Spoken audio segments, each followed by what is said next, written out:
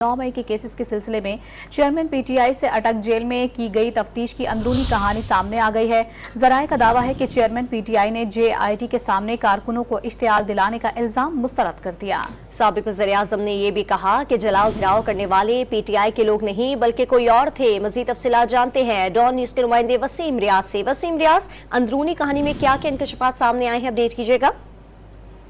जी देखें, बिल्कुल जीआईटी जिसके सरबराह डीआईजी इन्वेस्टिगेशन इमरान किश्वर हैं, वो 5 जुगनी टीम जुमे के रोज जो है वो अटक जेल गई थी। अदालत से इजाजत लेने के बाद ये टीम जो है वो अटक पहुंची, जहां इन्होंने चेयरमैन पीटीआई से जो है वो तफ्तीश की गई। जो तफ्तीश की उस हवाले से उसके हवाले से चेयरमैन पीटीआई से मुख्तलिफ सवाल और जवाब किए गए, जिनके जवाब चेयरमैन की जानिब से दिए गए। 9 मई के बारे में पूछा गया कि इश्तियाल दिलवाने के शवाहिद जो है वो जीआईटी को मिले, जिस पर चेयरमैन पीटीआई का कहना था कि उनका इससे कोई ताल्लुक नहीं, वो उस वक्त जो है वो अरेस्ट हो चुके थे।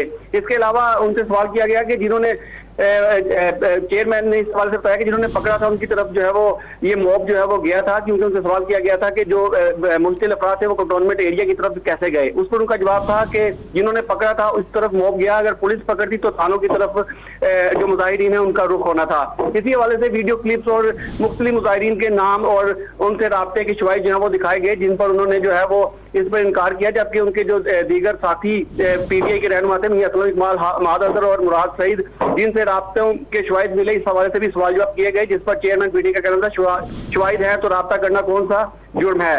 तमाम उन्होंने मजीद उनसे उनके किसी भी सवाल का जवाब देने से इनकार किया। उनको कहा कि वो किसी भी सवाल के किसी भी तफ्तीश के लिए उनकी अदालत बुलाकर उनके वकील से जो है वो राब्ता और पूछगछ कर सकते हैं। जी।